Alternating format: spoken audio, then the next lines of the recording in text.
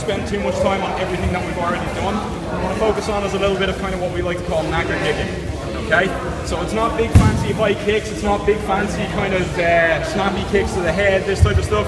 That's all great, but realistically, if you try and do that and someone decides to walk forward, you probably fall over quickly and you're in their head. Okay? So in certain circumstances and contexts, that's all well and good. But for what we want to keep it as simple as possible, and you'll see why as we progress through the class tonight as well. Okay? All good with that? Alright, we're going to start very simple. Brent. If you've never held a pad before, the important thing is you hold it along the line of your leg. Okay? So in this case, we're going to aim into the leg. Notice that Brent has his leg bent, not straight. The reason for this is hyperextension. You do not want that. Okay? So keep your leg nice and relaxed, but just bend forward. You're just going to roll with what you feel. We're not going to go too heavy, and it's up to you to tell the partner if they are going too heavy. Remember, your safety is just as important as their kicking technique. Okay? Good with this? So, very simple. This is not the type of kicking, as I said, where you see this kind of bang, or you see this kind of boom, up here, this type of stuff. It works, but it's not working in this context, okay? That looks really impressive. I'll be sore tomorrow. Alright? From here, what we're going to play with is very low line kicking, and the idea being, sorry, take that out for a second. The idea being that if I was moving with Bren, and I wanted to kind of, if Bren was watching everything up here, that might be the opener I'm looking for.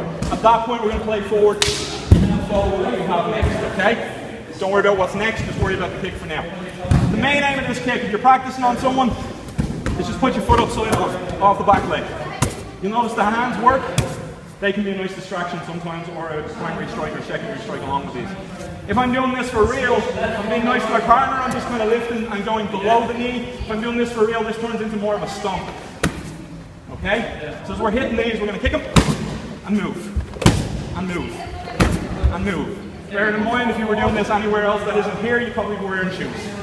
Okay? But for now, we don't wear shoes because we like our mats old and destroyed as they are. Alright? So when we're going to kick, up it in, and hit. And then switch sides. Pop, pop. I'll go with that. The idea is I'm hooking around the leg. So as I hit, I'm dropping the heel in on this one. This will become very apparent later on, okay? Why we work this way and why we think this way. The main thing is when I'm hitting the leg, I'm dropping slightly offside, and as I drop off, this hits in with the heel. Okay, so I'm a little higher on that if you don't mind. Thank you.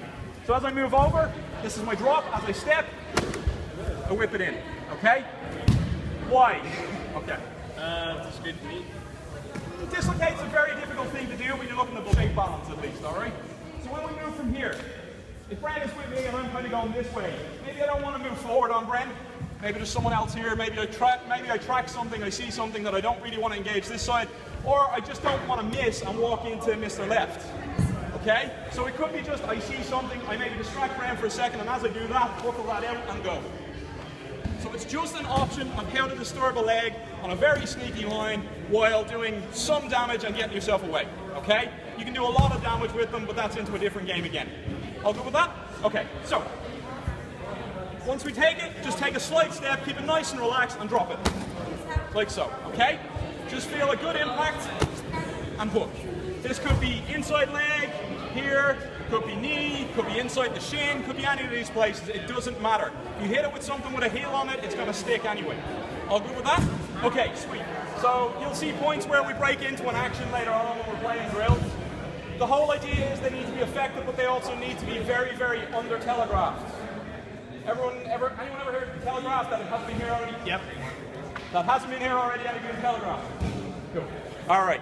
When we get there, telegraphing is, if you ever watch a big martial arts movie or anything else like that, every move looks like it's huge. And it all looks this way and that way. But realistically, when you do anything realistic, it's a little tighter. Because you don't have that room to move, and I can't do this because Bren's going to see this. Yeah? So if I'm doing these kicks, very definitely if I go, he's already flinching. So if I'm talking to him and I'm distracting him from here, that's the hit going in. He barely registered before we hit him. So that's what we're aiming for here.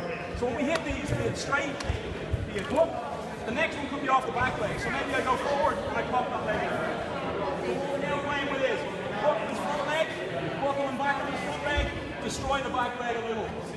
The structure of the back leg. Got it? Okay. So when we're hitting, all we're going to do is, and this can be done front or back. Any of these kicks can be done front or back. You just guaranteed a little more power off the back. Front, same idea, same idea, same idea. Okay? You can do either, play with them, doesn't matter. Alright? The option of being in your favorite left knee position, you might be in the wrong position. You might be weird and just have to fall forward. You got it? That's the game. You're not looking to build a perfect technique, you're looking to build a functional technique. Okay? Alright. So from here when we hit, pop. And that's all you're going to do. Pop. So, everyone who's holding the pad, you don't need it anymore. Put it in front of you. Right in there where the space is. Be aware as a guide that there is a little bit in the way here that you don't want to be hitting towards. Aim low, aim mid. Okay? Hit. And just fire these in. So as you hit, you can then take steps out like we've been doing.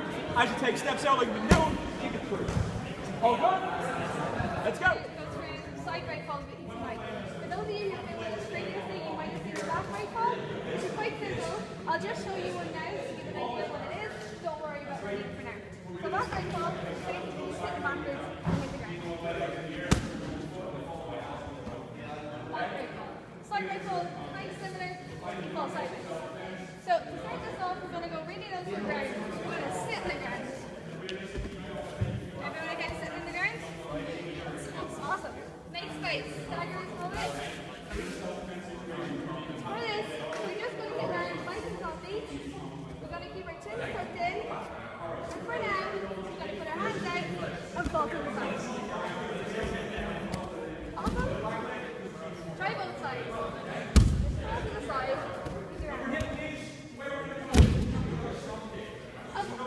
Most important thing here, keep your chin tucked in. Do this a couple of times, please. Keep going. On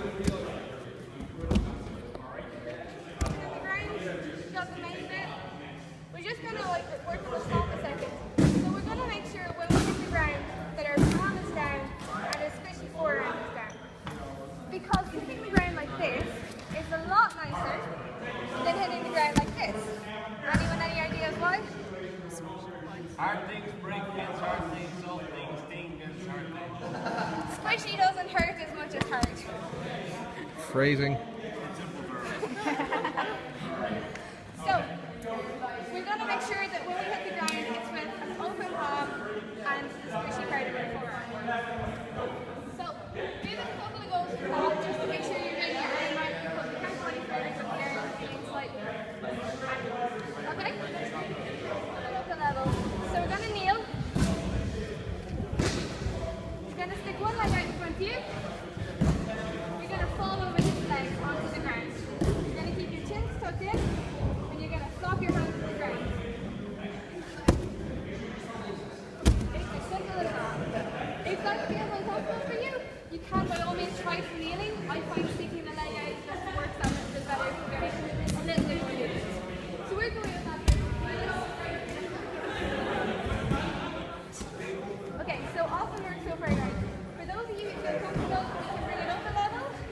If you're not comfortable doing this, please keep going to the knee level, because going back to basics, while it's good for us, we really want to give a little bit of height. So kneeling is fine if you feel comfortable. For those who want to go slightly higher, the best I can do is come to a semi-sit. If you want to try for standing, by all means do. But from a semi-sit, we're going to kind of swing our leg over and fall. So it's all for show. Once more for the camera. So once more for the camera, and it's going to be awful. So we're going to swing our leg over in front of us, and we're going to fall to the side, keeping our chin tucked in and slapping that ground. Alright? Anyone who feels comfortable doing it from this level, please do so. If you don't feel comfortable, don't worry, just do it from knee height.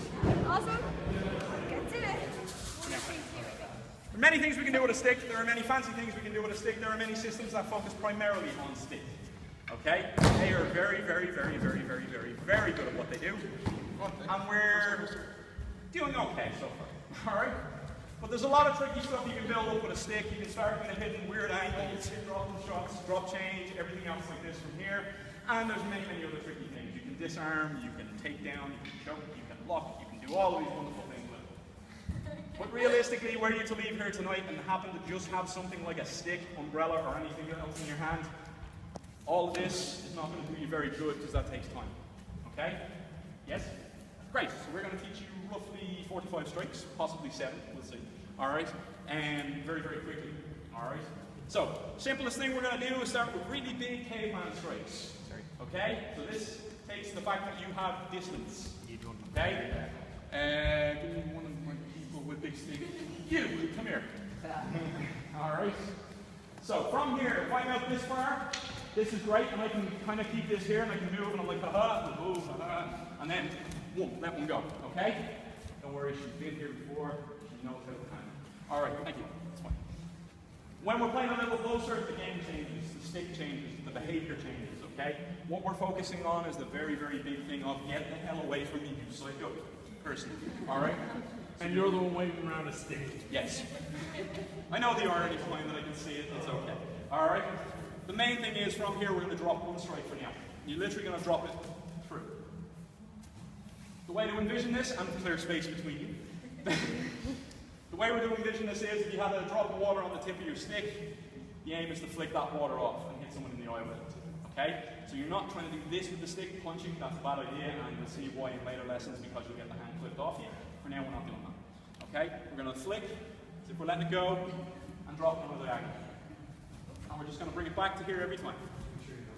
So what you'll see is after one or two, you go whip, whip, whip, and then you start adding body. Okay? Like so. We go with that for a couple of seconds, couple of minutes maybe, and see how we'll be on YouTube. Alright? Oh, if you want to be on YouTube. If you want to be on YouTube, make your own video. So, from here, alright, when we're dropping, this is one. Okay?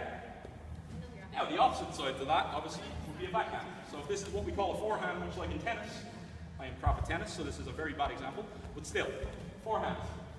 Next one, backhand. Off the opposite shoulder, drop. Drop. Drop. Drop. Okay? Once you feel comfortable,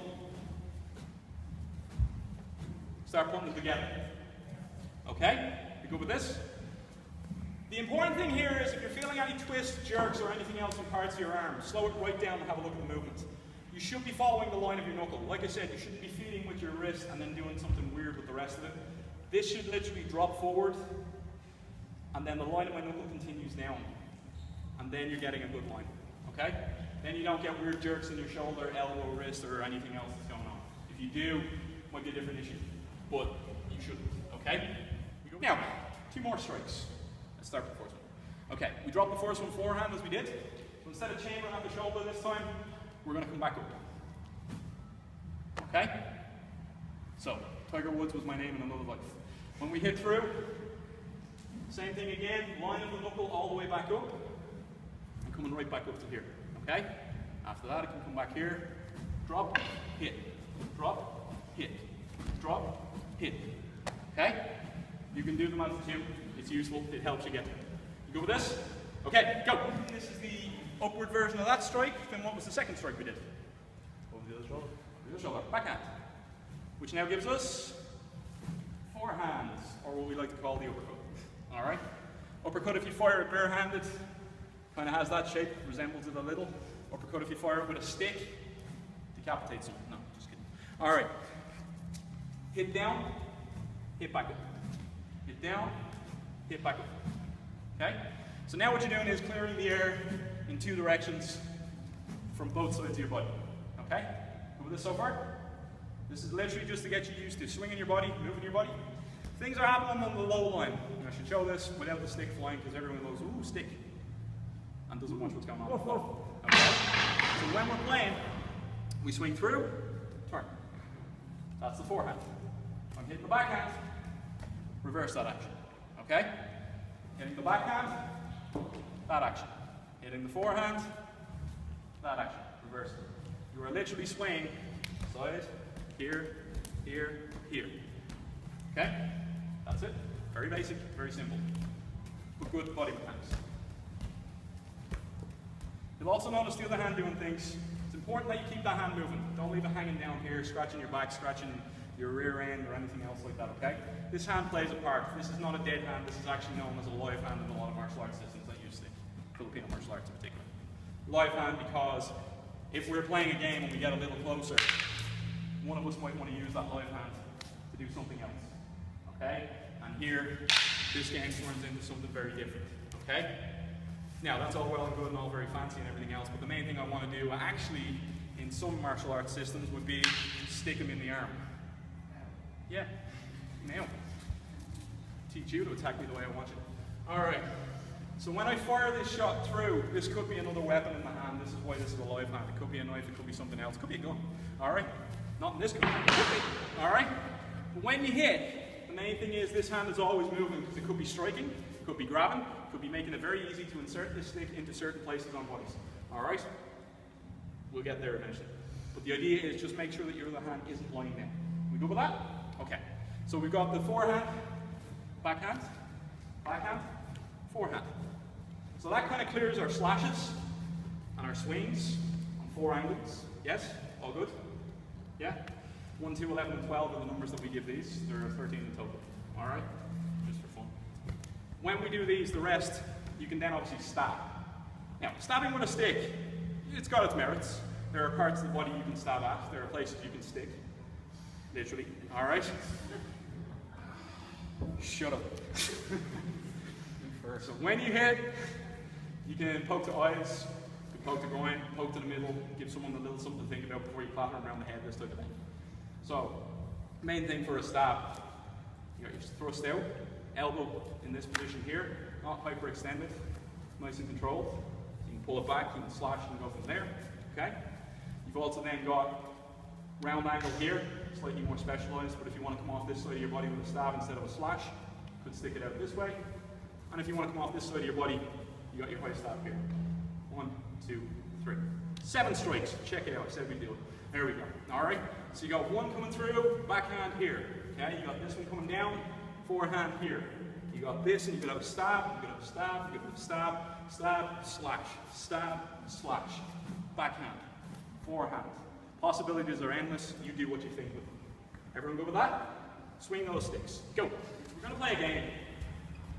And when I use the word game, I mean it very literally. It's a game. Okay? The reason it's a game, you step in. Yeah. The reason it's a game is because it's teaching you one, possibly 2 things. But it's not fighting and it's not real. Okay? It is giving you the chance to practice a skill. That's why when we call it a game, that is exactly what it is. Alright? It will teach you certain things, not everything. Okay? So, the game here is what we're going to call 2-step. Alright? Not like the dance, but not far off. Alright? The main thing here is we're keeping our stick live and just kind of moving. We're not going to start doing this kind of shit. We're going to keep our hands and we're going to stay moving. Our stick is our weapon. We stay behind it. It is our shield until we decide to turn it into something that does more damage. Okay? So when we're moving, we're going to keep it as close to a straight line as we can. I am going to try touch Jackie on the hand. If Jackie moves and misses, that's good for her. Bad for me if I end up in this position, because Jackie now has 2 steps to tip me with the stick. Tip me with the stick because, as I said, headgear is not here at the moment, and I don't want you guys whacking the head off each other tonight. Okay? So, the game here is I can do it in 2 steps. So that was me going 1 and I missed. If I was to go 2, I may miss. Now Jackie has 2 steps to come at me. I can back off. Okay? If I back off and I back off 10 steps, that's perfectly fine. But remember, I got to take 2 steps to get back to hit Jackie the next time. It's not very viable, okay? So the idea here is when we're moving, we're playing for range. Jackie knows that she's outside the range of that. Jackie knows that I'm inside the range of that, and I go, oh well, shit. Okay? So that's the game we're playing. Jackie's committed. She's going back 3 steps. Ha ha. It's going to be big steps this time. So what we're playing now is Jackie's going to try to return this every time. So you're trying to keep it as limited to 2 steps as possible, but you're also trying to leave it that you're not leaning too far forward, where this is going to be a hard fight to get back out of. And it will be. Very definitely, as you can see, we're keeping it on 1 line. Okay? So we're not really playing. Eventually we can move to offlining as well, but for now you're playing for range. So we're going to play a game called 1 Step, or a drill called 1 Step. Alright? The main thing about this is the intensity level comes right the way down.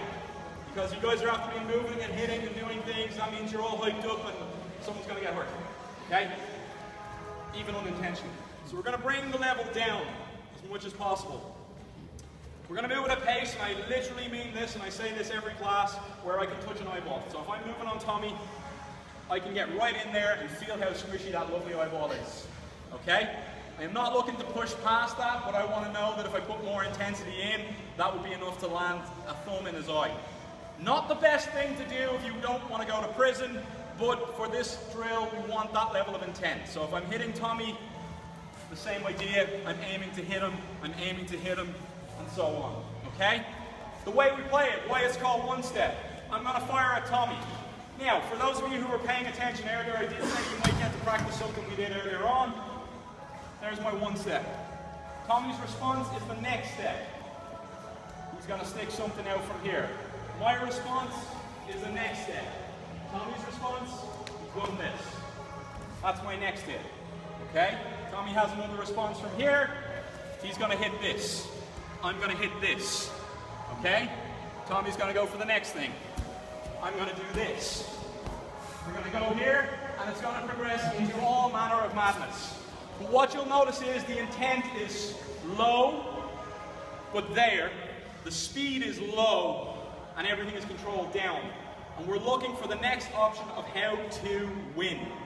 So you'll notice in the little exchange there, there's a couple of defensive moves creeping in. The problem with defensive moves is you lose a count. So if I put one out here and Tommy blocks this, Tommy's lost the counts.